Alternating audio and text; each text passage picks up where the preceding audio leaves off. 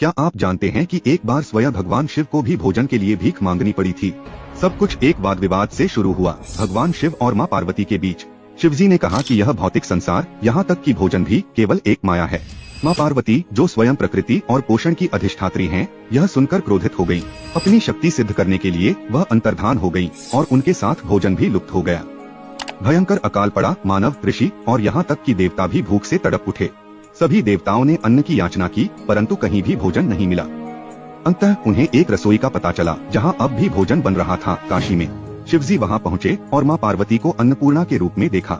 स्वर्गीय वस्त्रों में सुसज्जित माता अन्नपूर्णा भूखों को भोजन परोस रही थीं। शिवजी ने उनकी भिक्षा को विनम्रता पूर्वक स्वीकार किया और यह समझ गए, भोजन कोई माया नहीं बल्कि परम सत्य और ईश्वरीय अनुग्रह है।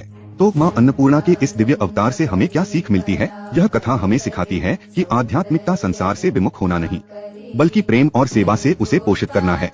मां अन्नपूर्णा हमें याद दिलाती हैं कि खाली पेट आध्यात्मिक उन्नति संभव नहीं, महानतम सत्य को भी पोषण की आवश्यकता होती है। भोजन केवल जीवन का आधार नहीं, बल्कि पवित्र प्रसाद है, ईश्वर का वरदान।